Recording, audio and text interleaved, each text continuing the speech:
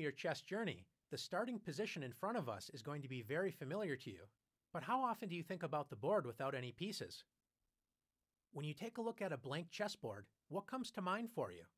Do you consider it a canvas with unlimited potential, the beauty just waiting to be discovered? Or perhaps you see 64 squares, 32 light and 32 dark. It's very important to become familiar with the chessboard. Specifically, the chessboard looks flat, and all the squares appear the same, but not all squares are created equally. Consider the center squares E4, D4, D5, and E5.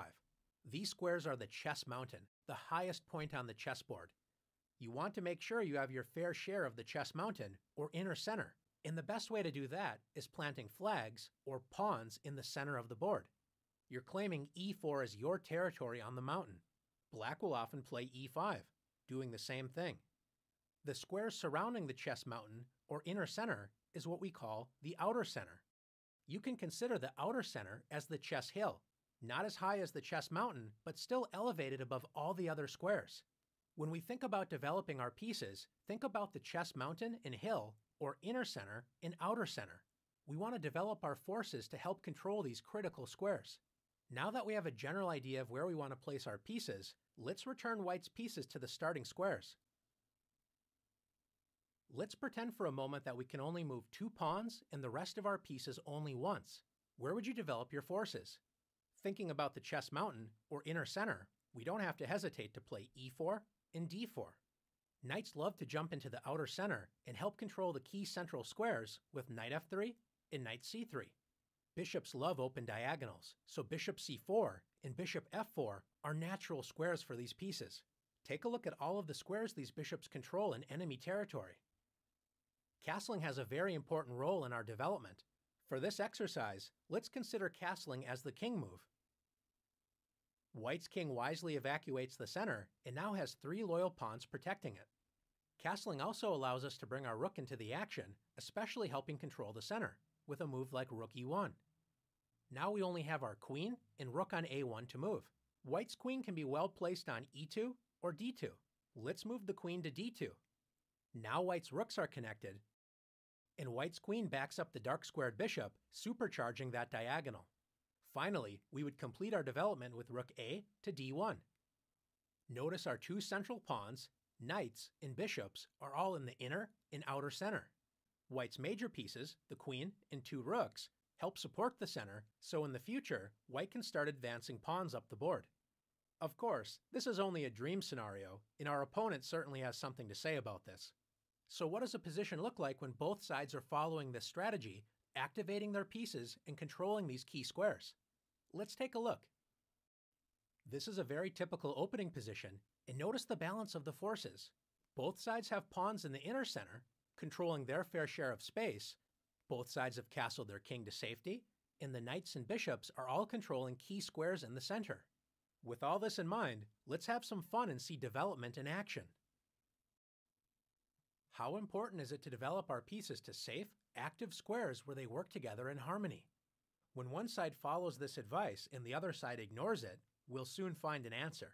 After E4, E5, knight F3, White combines development with attack. Black's most popular and flexible move is knight C6, developing a piece toward the center and protecting the E5 pawn. Instead, Black plays D6. Is this a good move for Black? It depends on which bishop you ask.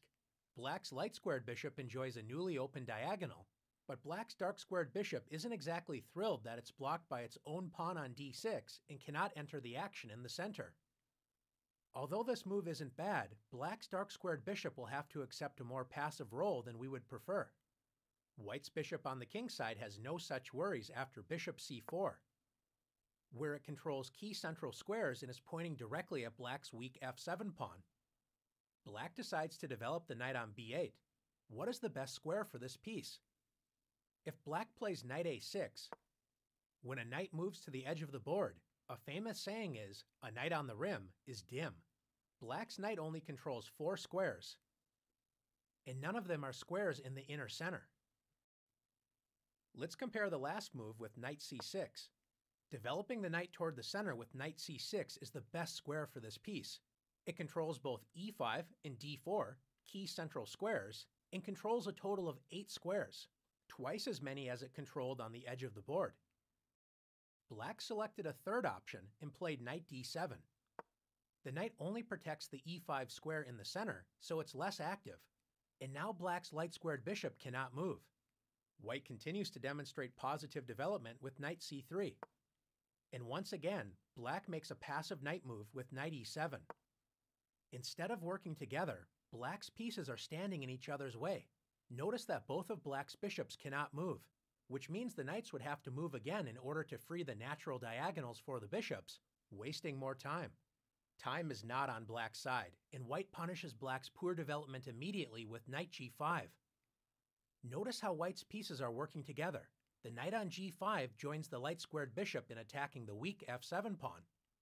White's knight on c3 and pawn on e4 join the light-squared bishop in protecting the key d5 square, which means if Black plays the best move in a bad position, d5, White can simply capture the pawn and win material. Instead of blocking this dangerous diagonal with d5, Black decides to play f6, turning the position from bad to completely losing.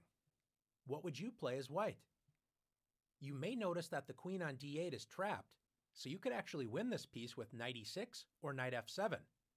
But is there an even stronger move to play? If you found bishop f7, checkmate. Great job. The king cannot capture the bishop as it's protected by the knight on g5. Black's pieces smother its own king, so it's game over.